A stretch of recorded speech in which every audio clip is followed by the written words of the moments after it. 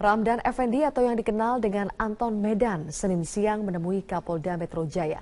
Dirinya meminta Polri untuk bertindak tegas terhadap kemungkinan adanya provokator pada demo 4 November mendatang.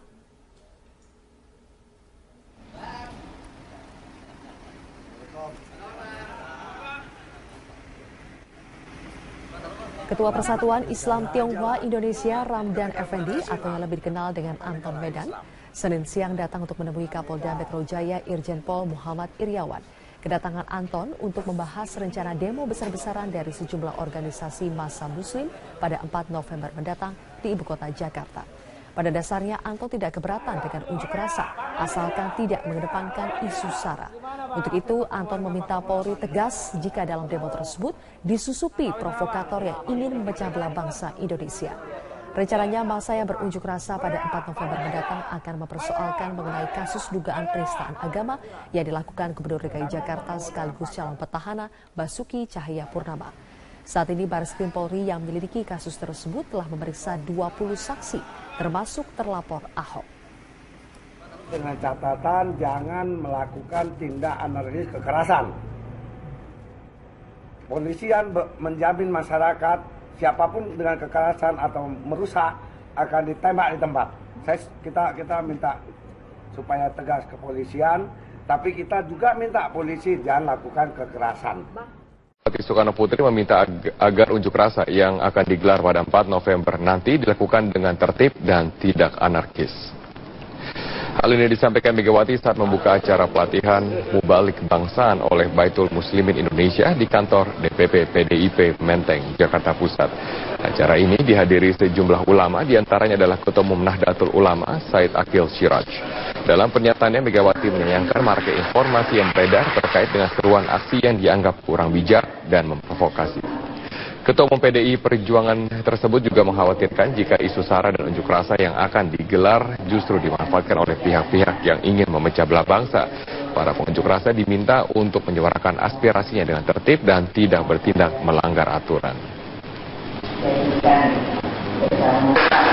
Nanti tanggal 4 itu yang dikatakan bahwa akan jihad, akan segala begini, sudah memasukkan orang-orang yang akan bertindak dengan kekerasan.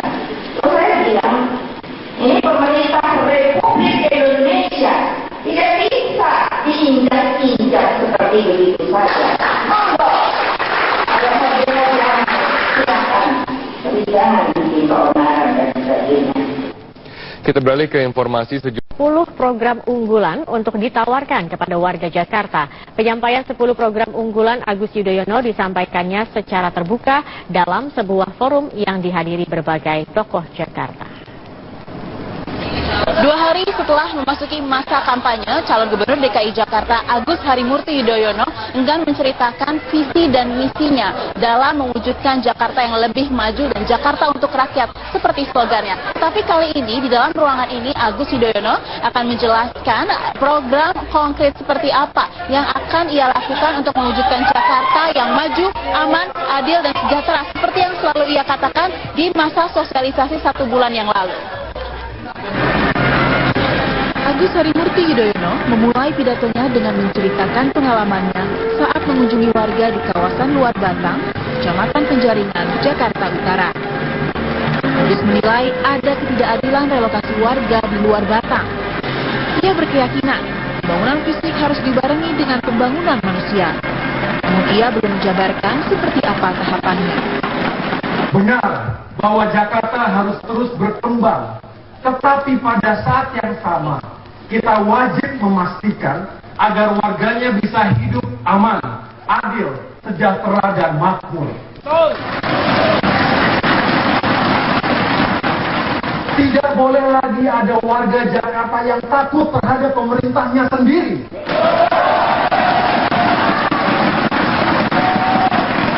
Atau khawatir diperlakukan dengan tidak adil.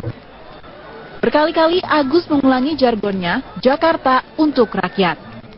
Untuk mewujudkannya, ia mencanangkan 10 program unggulan, antara lain bantuan kepada kaum miskin, penciptaan lapangan kerja, dan peningkatan kesejahteraan guru. Berbagai kalangan, termasuk anak muda, datang menghadiri kampanye ini. Beragam tanggapan muncul, mulai dari program yang baik namun belum cukup konkret, hingga rasa pesimistis karena tantangan berat yang menghadang. Nah, kalau hanya kampanye sekedar meningkatkan keamanan, meningkatkan kesejahteraan itu udah biasa gitu. Jadi harus benar-benar program yang sudah konkret yang ketika dia kepilih, besoknya udah langsung bisa diimplementasikan. Harus kerja keras karena dengan rakyat Jakarta yang banyak dan ini ibu kota pasti nggak akan semudah itu untuk mewujudkan semua program itu. Agus Silvi mempunyai waktu hingga 11 Februari mendatang untuk meyakinkan warga DKI Jakarta dengan programnya. Pasalnya, indeks demokrasi DKI Jakarta di atas 80%, yang artinya sebagian besar warga adalah pemilih rasional yang mendasarkan pilihan pada gagasan yang konkret. Dari Jakarta, Nadia Atmaji, Adam Alamsyah, Metro TV. Sandiaga Uno melantik Dewan Pakar Pemenangan yang bertujuan untuk merumuskan dan mencari solusi masalah Jakarta. Dewan Pakar Anies Sandi beranggotakan 17 orang dari berbagai latar belakang seperti hukum, perkotaan, lingkungan, ekonomi, hingga media. Salah seorang Dewan Pakar adalah Adnan Pandu Praja yang merupakan mantan Wakil Ketua KPK. Adnan Pandu fokus pada bidang hukum tindak pidana korupsi. Selain membentuk Dewan Pakar, Anies Sandi juga mengumumkan juru bicara beranggotakan 14 orang yang berprofesi sebagai politisi, publik figur, dan tokoh Betawi. Sejumlah nama juru bicara diantaranya Bambang Wijayanto, Dim Benyamin, dan Panji Pragiwaksono.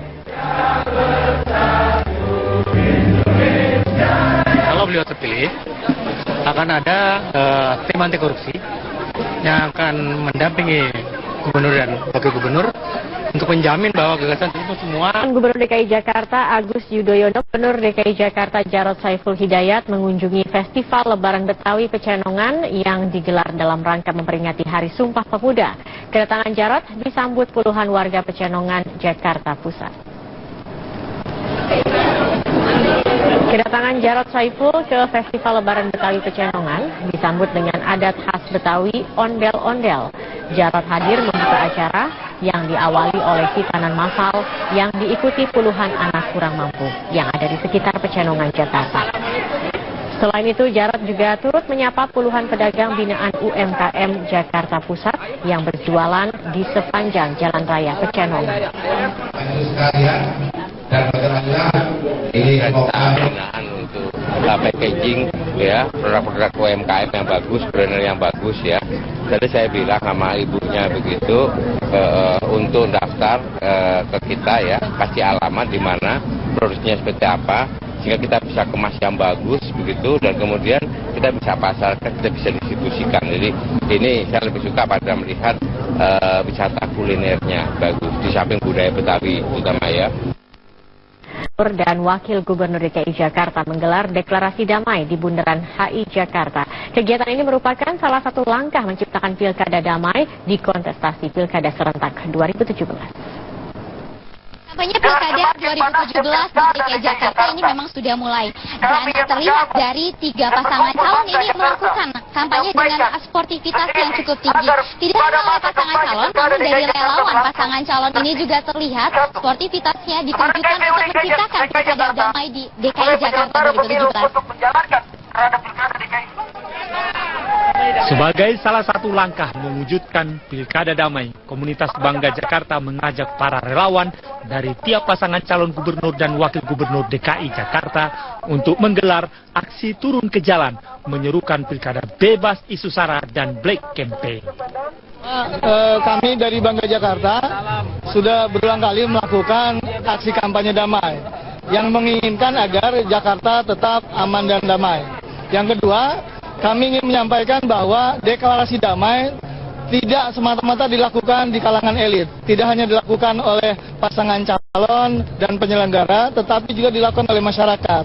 Karena Jakarta itu sebelum kampanye pilkada berjalan aman, damai, ada isu macam-macam, tapi tetap berlangsung dengan baik. Kemudian masyarakat tetap tenang. Kegiatan kampanye Pilkada DKI Damai ini didukung oleh seluruh relawan pasangan calon. Para relawan menyambut baik upaya sportivitas dalam kampanye yang dilakukan bukan hanya oleh elit parpol atau pasangan calon, melainkan seluruh relawan dan tim sukses. Ini adalah satu edukasi politik untuk warga Jakarta dan Indonesia khususnya, bahwa apapun pilihan politik kita tidak akan menampilkan persatuan dan kesatuan kita. Dan kewajiban kita semua adalah menjaga keamanan dan termasuk menjaga Jakarta ini agar tetap aman damai untuk semua suku etnis dan maupun agama. Acaranya pemilu, beda dengan koordinat agama gitu. Makanya saya rasa, saya harap warga Jakarta bisalah memilih dengan bijak, yang mana melihat visi dan misinya, tidak tadi sebenar, tidak memandang ras, agama dan lain sebagainya. Saya kira terkait dengan pemilu damai akan terlaksana. Saya kira warga masyarakat di sini sangat toleran dengan baik perbedaan agama, perbedaan suku dan yang lain. Saya kira ini tidak akan terjadi apa-apa lah. Akan berjalan pemilu nantinya atau pilkada nantinya 2017 dengan damai, aman dan tentram. Sebelumnya, relawan pendukung kandidat DKI 1 bersama dengan komunitas Bangga Jakarta telah menggelar aksi serupa di KPUD DKI Jakarta. Kegiatan serupa rencananya akan rutin dilaksanakan hingga menjelang pemungutan suara yang dilaksanakan 15 Februari 2017. Livia Ramadanti, Ayudiana, Metro TV. Panglima TNI Jenderal Gatot Nurmantio membacakan deklarasi untuk menjaga persatuan dan kesatuan Indonesia. Menurut Panglima, Presiden memerintahkan agar TNI menjaga kebinekaan dan tidak ragu bertindak untuk menjaga keutuhan dan kedaulatan NKRI. Deklarasi Panglima TNI dibacakan di hadapan ribuan prajurit TNI dan warga Serang, Banten hari ini. Panglima hadir dalam acara konser kerjasama TNI dan penggemar Iwan Fals, OI, atau Orang Indonesia. Dalam kesempatan ini, Panglima mengajak seluruh prajurit TNI baik darat, laut, dan udara untuk menjadi garda terdepan menghadapi pihak-pihak yang ingin memecah persatuan bangsa.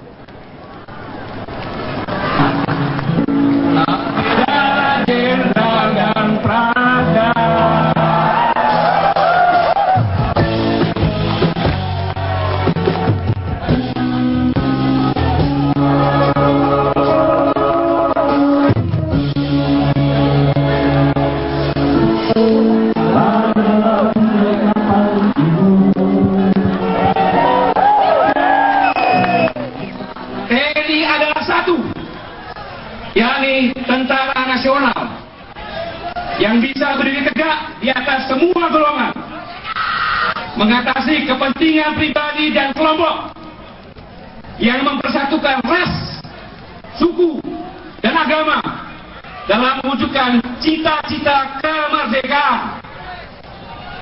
Presiden juga memerintahkan agar TNI terus menjaga kebinekaan tunggal ika. Karena hanya itu, Indonesia bisa menjadi bangsa majemuk yang kuat dan solid. Panglima tertinggi TNI juga menekankan bahwa TNI harus berada dalam garda terdepan dalam mengelola dan menjaga kebinekaan tunggal ika. Untuk itu, sebagai alat negara, TNI tidak akan mentolerir gerakan-gerakan yang ingin memecah belah bangsa, mengadu domba bangsa dengan provokasi, dengan politisasi sara. TNI akan menjadi garda terdepan untuk menghadapi setiap kekuatan yang ingin mengganggu persatuan dan kesatuan bangsa. Anak-anakku, prajurit TNI dimanapun bertugas, tegakkan kesatuan komando dan jangan ragu bertindak untuk menjaga keutuhan dan kedaulatan Negara Kesatuan Republik Indonesia. Para panglima dan komandan, kutitipkan prajuritmu. Mereka adalah anak-anakku. Pimpin mereka dengan segenap hati dan pikiranmu. Semoga Tuhan Yang Maha Esa, Allah Subhanahu wa Ta'ala, membimbing, melindungi, dan memberi mujizat setiap langkah pengabdian terbaik kita untuk Negara Kesatuan Republik Indonesia yang sangat-sangat kita cintai bersama. Selamat bertugas, selamat berjuang. Komando! Demikianlah headline news untuk saat